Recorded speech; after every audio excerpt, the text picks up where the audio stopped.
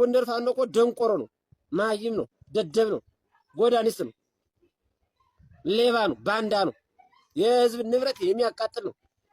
የወሎ ፋኖ እኮ ስደተኛ ነው፣ የሚበላው የሚነሰው የሚጥረው የለም። የት አባቱ ያምጣ? የጎጃም ፋኖ እኮ ማይም ነው፣ አልሞ አይመታማ፣ ሲያየንም ይንበረበራል፣ ይንቀጠቀጣል። ጎዳኒስ ነው ፋኖ። የጎጃሙ ፋኖ ደግሞ ደደብ ነው። የሸዋ ፋኖ ደግሞ ሌባ ነው፣ ሸኔ በጎን አፈር ዱቄት ያው ነው። ይህ ፊት የአርበኛ ፊት ነው። ይህ ፊት የፋኖ ፊት ነው። እዚህ ፊት ቁጭ ብለህ እዚህ ፊት ይህን ፊት እያየ ቁጭ ብለህ የምታወራ ፋኖና አርበኛ ስትሆን ነው። የአርበኛ ዘር ስትሆን ነው። የፋኖ ዘር አማራ ስትሆን ነው። ከዛ ውጭ ዝንጀሮ ጠባቂ እዚህ ቤት እየመጣ እኔ ጋር ቁጭ ብለህ ልታወራበት የምትችል ምንም ሞራል የለም።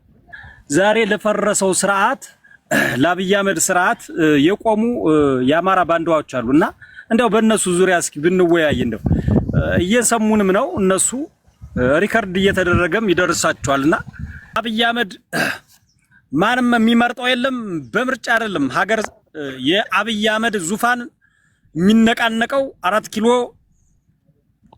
ተቀመጠበት ወንበር ላይ ምን ቀብረው ጉድጓዱን ቆፍረን እዛው ላይ ምን ቀብረው ባፈሙዝ ነው። በምርጫ አይደለም አብይ አህመድ የሚወርድ። ይሄን ማወቅ አለብን። የአብይ አህመድ ዙፋን ፋኖ ነው ወስዶ ያስቀመጠው። ግልጹን ነው የምነግርህ። እንዳስቀመጠው ደግሞ ያነሰዋል። ይህን ታሳቢ ማድረግ አለባችሁ። ሲጀመር አውቆ ለማረም የተከበረው አብይ አህመድ እኮ የተከበረው በፋኖ ነው። በፋኖቻችን በአርበኞቻችን ነው የተከበረው። 4 ኪሎ ሄዶ ቁጭ ያለው እኮ በፋኖቻችን ነው። በአማራ ህዝብ ድምጽ ነው። ግልጹን የምነግርህ። መጨረሻ ግን መልሶ ገደለው። አብይ አህመድ ደግሞ ኢትዮጵያን የማስተዳደር አቅም የለውም። በሰላም በፍቅር የማስተዳደር አቅም ስለሌለው ምንድነው የሚያደርገው? ሰላምን አይፈልግም፣ ጦርነት ነው። በጦርነት መሃል ውስጥ ሆኖ ነው ሀገርን መምራት የሚፈልገው። ዛሬ ላይ ደግሞ የሰለጠነ ዘመን ነው። ፋኖ ዘምኗል። በጣም ዘመናዊ፣ በጣም ብዙ ምሁርን የያዘ ነው። አፋብን ድርጅት በጣም ብዙ ምሁሮች በውስጡ ያሉበት ስብስብ ነው። ስለዚህ ሀገር በሰላም እንጂ በጦርነት አይደለም የምትመራው። ህዝቦች የህዝብን ሰላም ጠብቀህ ማንነቱን ጠብቀህ ሰብአዊ መብቱን ጠብቀህ ነው ሀገር የምትመራው። አብይ አህመድ ደግሞ በሰላምና በፍቅር ሰብአዊ በተሞላበት መንገድ አይደለም ሀገር መምራት የሚፈልግ። ለምን? አቅም ስለሌለው ነው። አቅም ሲኖርህ ሆደ ሰፊ ትሆናለህ። አብይ አህመድ አቅም ስለሌለው ሆደ ሰፊነት ከየት ሊያመጣው ይችላል? አቅም ስለሌለው ሆደ ሰፊነትን አያውቀውም። እንደው ምን አይነት የባንዳነትም እኮ ጥግ አለው። የነሱ ወደር የለውም። የባንዳነት ወደር የለውም። የባንዳነት ጥግ ላይ ናቸው እና ለወደቀ ስርዓት እንደው ማገልገላቸው ምን የሚሉት ድንቁርና ነው። እስኪ እንደው በዚህ እንወያይ ብዬ ነው። ጥሩ እንዳልክ፣ ያው እኔ መጀመሪያ እኔ ዳባት ልጅ ነኝ።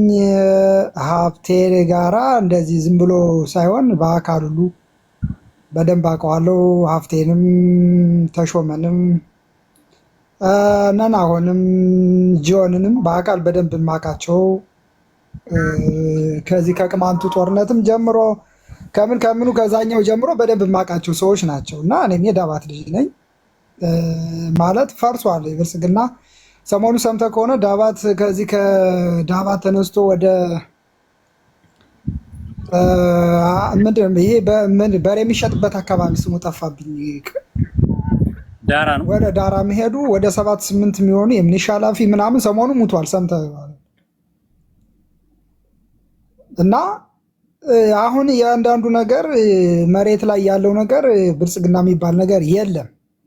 ዝም ብሎ ይሄ ሚዲያው ምናምን የጮቱ በአዲስ አበባ እና እንደዚህ ባህር ዳር፣ ጎንደር አንዳንድ እንደዚህ ዋና ዋና ከተሞቹ ላይ ነው ያለ ብልጽግና እንጂ መሬት ላይ ነገር የለም።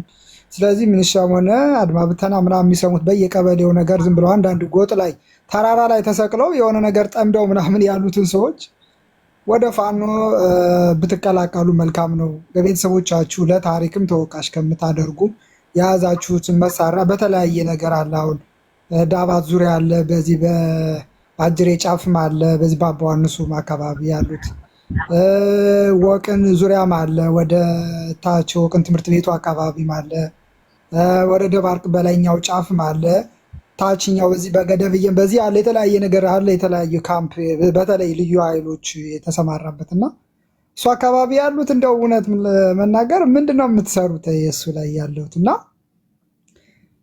ያላችሁን መሳሪያ ሙኒዛችሁ ካሉ ከፋኖ አደረጃጀት ጋር ያለውን ነገር ተነጋግራችሁ ወደዛ ብትጠቃለሉ የሚል ምክር ብጤ ነው የምሰጠው። ስርዓቱ መሬት ላይ እያስተዳደረ አይደለም፣ ወይንም ለህዝቡ እውነት አሁን ብልጽግና በተለያየ ነገር ደህንነቱ ተጠብቆ የሚያድርበት ነገር መንገድም የለም። ፋኖ ከመሰረታዊ ነገር ነው። ይሄ 17 ዓመት 40 50 ዓመት ተደራጅቶ የቆየ ምናምን ነገር አይደለም። የ3 የ4 ዓመት በላይ ተደራጅቶ ይህን ያህል የህዝብ ድጋፍ ያለበት የፋኖ ትግል ነው አሁን ያለ። ቀላል ነገር አይደለም አሁን ያለው የፋኖ ትግል። የሚገርመው በጣም የማይረዱት ነገር ምን እየሰራ ነው ምን እየተደረገ ነው ምናምን የሚሉ በጣም ነው የሚገርም። ፋኖ በዚህ ዓመት ድሮ እኮ አርበኞች ነው የነበረ አይደል? እነ መሳፍንት የተለያዩ አርበኞች እነ ጎቤ እነዚህ በለሳው ሰውዬ ምናምን እና የተለያዩ ነገሮች አርበኞች የሚመራ ነው የነበረ። አሁን ፋኖ አዲስ ስርዓት አዲስ መዋቅር ይዞ እየታገለ ያለ ህዝብ ድጋፍ ያለው በውጭ ላይ ያለው እውቅና ያለው የአፍሪካ የተለያዩ ነገሮች ከብልጽግና ጋር ነው እንጂ ፋኖ ምን እንደሚሆን በተለያዩ ነገሮች ያደረጃጀቱ ነገር ይታወቃል። እና ይሄ በጣም አሸናፊ ነው። በጣም አኩሪ ነገር ነው። እንደ ኦነግ 50 ዓመት ምናምን የተደራጀ አይደለም ፋኖ። በጣም የሚገርመው መሰረታዊ ያለ ነገር ነው። እንደ ህዋት 17 ዓመት አይደለም የተደራጀ እና ለፋኖ እኔ በጣም የሚገርመኝ አንዳንዴ የፋኖን ክሬዲቱን አሳንሰው የሚያዩት ሰዎች በጣም ነው የሚገርመኝ። ፋኖ በጣም ድል ነው ያለው። በጣም ትልቅ ስትራቴጂ አለው። በጣም የተማሩ ምሁራኖች አሉት፣ ዶክተሮች አሉት።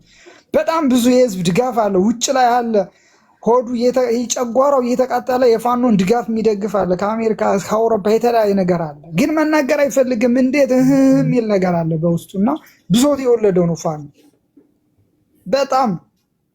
ስለዚህ ከኛ ዝም ብለን በየሰፈሩ እኔ በጣም የሚገርመኝ እዚህ ሶሮቃ ሳንጃ ከዚህ ከኛ ከአጅሬ ከዳባቱ ጋር ሆኖ ሲናቆርጥ ያለ የደብረ ታቦሩ ከዛ ጋር ይላል። አንድ እንኳን እኛ መሆን አንችልም። በቃ አንድ ሁነን ልዩነታችን እያጠበብን አሁን አማንም በለው ፍሪደም ምናምን ከታች ያሉት የተለያዩና ባድፈን የተለያዩ ነገሮችን ካለ የሶሻል ሚዲያውን ማሳደገን አለብን።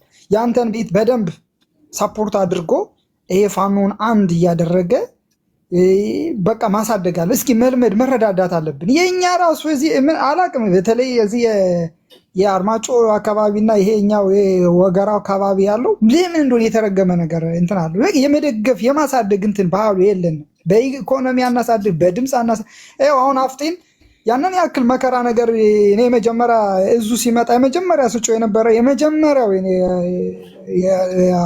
የዚህ የነበረውን የስርዓቱን የጎንደሩን የመጀመሪያ በጣም በየቀኑ ስራዬን እየተውኩ የነበረው ይህ አንድ እንዲመጣ ነውና የመረዳዳት ባህሉ ምኑ ቢኖረን መልካም ነው ያስባለሁ።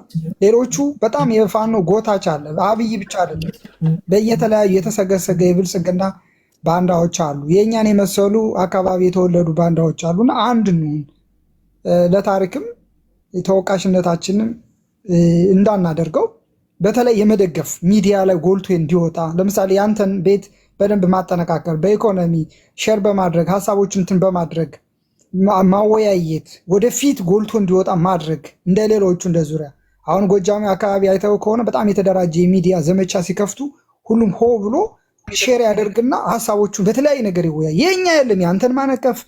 ለምሳሌ ፍሪደም የሚናገር ከሆነ ፍሪደምን የሆነ ነገር ማድረግ፣ አማንም የሆነ ነገር ከሆነ እንደዚህ በቃ እርስ በርሳችን የወልቃይት እንደዚህ ሆነ ወልቃይት የት ይሄድብናለኝ? የኛ እጅሬ ያሉ ሰዎች እና ሰፈር መለሰደው እንደዚህ ያደረግን ሆን ተብሎ የኛን እርስ በርሳችን እንድንነቋቆር እንድንከፋፈል የሚያደርጉና ሆን ተብሎ ነውና ሊገባን ይችላል ማለት እንዲገባን ነገሮችን በተረጋጋ ሁኔታ ማድረግ አለብን እያስባለሁ። ያው አይ ዶንት ኖ ምናልባት ድብልቅ ቃሪዮ ከሆነ አላውቅም፣ የተሰማኝ ስሜትም ስለሆነ አይ ልክ ነው ወንድም አለም። ምንድነው የኔም አላማ ጨርሳል። አዎ እንግዲህ ያው መግቢያ ስለሆነ መግቢያ ላይና ቆይተ የምትናገረው እኩል ሀሳቦች አይደሉም። ምንድነው ጠቅለል ሲል እኔ የፋኖ ደጋፊዎች በደንብ የሚዲያ የበላይነትን መያዝ አለበት።